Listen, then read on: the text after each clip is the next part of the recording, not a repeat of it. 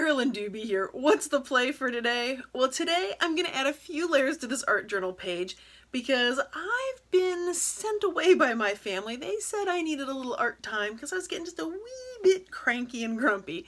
So that's what I'm doing on this page, is trying to shake off the stress of the day. And really, I just spent way too much time thinking about things that, those grown-up type things. And I need some playtime to help bring me back to being a human being.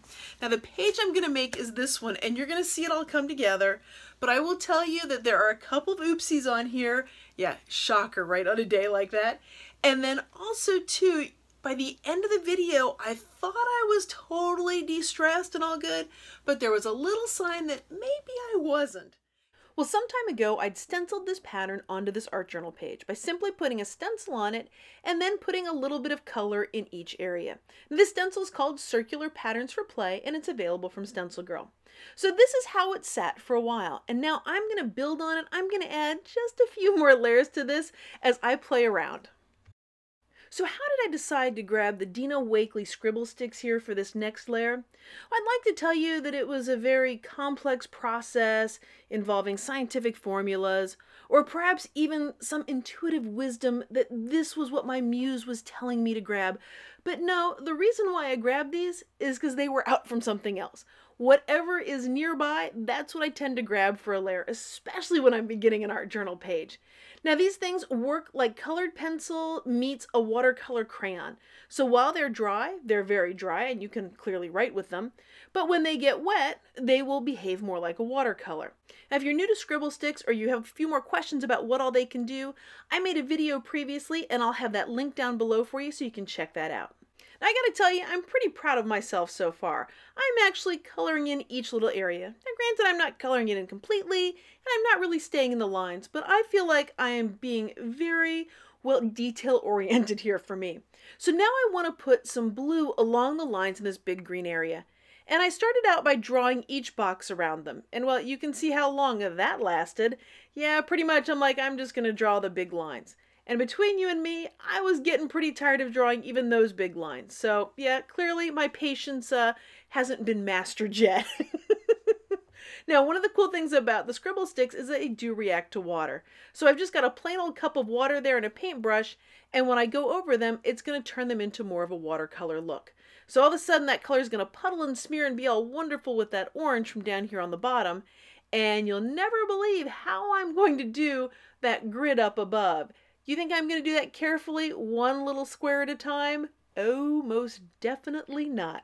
I am going to go for the fastest way possible with that, and I am just going to go straight across it with big old strokes. Did you see that pause there in the video where I was thinking about, for just a second I was thinking about, should I do each one or just go straight across?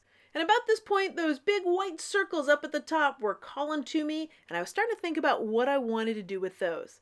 And those make a great spot to add some journaling. I've got my fountain pen here, which I will confess may have had a little bit of paint gummed up on it, but that's the cool thing about fountain pens. You can pretty much work that stuff off. Unlike ballpoint pens, those get really ruined by paint. Anyway, so back to what I'm doing here. I am just adding some thoughts, what's on my mind, what's going through my head with my scribble journaling. Now you may think that I'm not doing actual words, but I am. I'm thinking them, but I'm not quite writing them in the same way. Now what that means is basically it's all that sloppy handwriting that my teachers always complained about that they couldn't read. That's what I'm doing here. So even though I can't read it, all the feelings are there, and that's what's most important to me about it, is to get that captured on the page. Well, now it's time to bring in a little more action on this page. I'm going to put these women running across, holding hands right here on the bottom of the page. Now the paint that I'm using is just plain old black acrylic paint and one of those fancy cosmetic sponges from the drugstore. The stencil that I'm using is called Finding Your Tribe, and you can find that over at StencilGirlProducts.com. Now everything's going along swimmingly to this point, and you're about to see oops after oops happen. So when I lift this up, I'm loving how the women look running across there. I decide I want to bring in a little yellow. So I'm putting the paint on top of this, and pretty quickly I sort of go, oops, this is an outstanding opportunity presenting suddenly. So I keep putting a little bit more on there. I mean, after all, I've squirted the paint out of the tube. I might as well use it, right? Then I realize, hey, I'll put some more up top. So yeah, even got more paint out to do this. So I'm doubling down on this oops, and yeah, it's still kind of hanging out there as a big old oops, that outstanding opportunity presenting suddenly. I couldn't decide exactly what I wanted to do, and I realized I was just thinking too hard about this. So whatever's nearby is what I'm going to use. So now I'm going to add just a little color on top of that yellow. What color? Well, black is what I had out, so that's what I'm going to use. And I'm just going to start sponging the black on there. Yeah, this is another oops, another outstanding opportunity presenting suddenly. I have to admit at this moment I wasn't sure what the opportunity was, but I sure did know I didn't like how this was looking. Happily, there's a magical item that can help fix situations like this, and that's called the baby wipe. So I grabbed that baby wipe and kind of wipe stuff off of there. And now officially I can go, ugh, that is so not what I wanted to get there. Now it used to really bother me when I'd have an ugly layer or things didn't go as planned, but now I kind of find it exciting because I never know exactly what's going to happen when I start playing. So now that I'm getting all those ugly circles covered up with a little bit of color, as long as I've got it on the brush and I'm kind of training myself to paint in little circles here, I'm going to add some more circles in other places. Now I could try and very carefully stay within the lines or where it's supposed to be, as if there's any kind of like rule book for this, but I decided to give it more of that random spot look, almost kind of like blue chicken pox happening up there. Now I want to put a little more color on it, and I think I want some orange behind those women.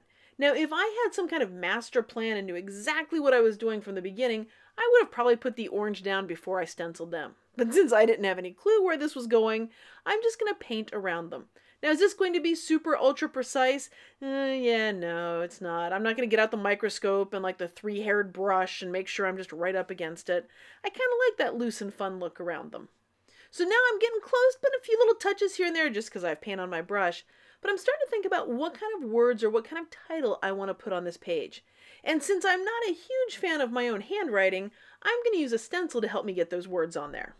The stencil I'm going to use is called Let's Go, and it's by Mary Nasser, for also over at StencilGirl. Now, why am I using the black on it? Not because it was some kind of masterful choice. It's because that's the thing already loaded up with paint, so that's what I'm going to use. Now, we're about to head into the high thinking portion of this art journal page, because this is about all the thinking I can do today, and that is how to get the phrase that I want to use on here to fit. It's just a little too long. I really want it to fit, but it's not going to fit. But I really want it to fit. And oddly enough, me just wishing it was a certain way doesn't make it magically happen. So I came up with a compromise. So as I put the phrase on here, somewhere we've never been, I've got the somewhere we've never, and the bin, well, I'm just going to turn the stencil and I'm going to get it right on there that way. So then I grabbed the gelatos. Why? Yep, because they were right within arm's reach, and I'm going to add some more color.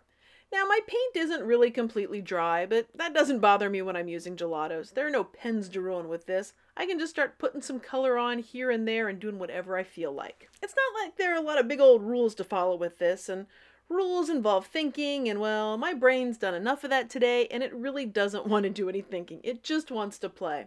As a matter of fact, my family would like me to get some non-thinking time because they said I was getting just a wee bit cranky. So they highly encouraged, highly suggested that I go down and play a little bit in the art studio because, well, I guess my mood was showing that I hadn't had quite enough playtime today. Now, I was thinking that I was all relaxed by this point in the page, but I will tell you that something happens near the very end of this page that is proof that I apparently was not quite as relaxed as I thought. So I'm going to add a little more layering of pattern on here, grabbing that circular patterns for play stencil, and then I want to add some writing on here. Now, I've got wet paint, and the best thing to use when I've got wet paint and I want to do writing is to use a fine liner. Now, these fine liners are basically empty bottles with a very fine tip on them, and you fill them with whatever you want. I've got ink in this one, and it's very, well, a lot of it's squirting out more than usual, so I'm going to blot some of it off. That didn't really help much, but I figure it's the bottle, not me. So as I do this again, you can see I got the big squirt, and now nothing's even coming out. I've managed to actually clog the uncloggable bottle. So to take care of that, what I'm going to do is simply put the cap right back on it, and that'll clean it out so that it will write again. So I was pretty sure it was the bottle that was the problem. Yeah, no, it's me. If even when it's clogged, it's still squirting out a lot. Apparently, I'm still squeezing the bottle with a lot more pressure than I thought. And I've still got that tension in me from today, then I guess that means I'm just going to have to do more playing. So after I finish this page, I may have to just start working on another one. Well, thanks for joining me for today's play. Now, even though this page is just about finished, it doesn't mean the play has to end here.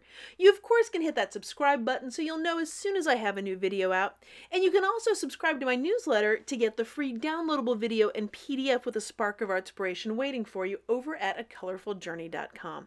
Thanks so much for letting me be a part of your colorful journey.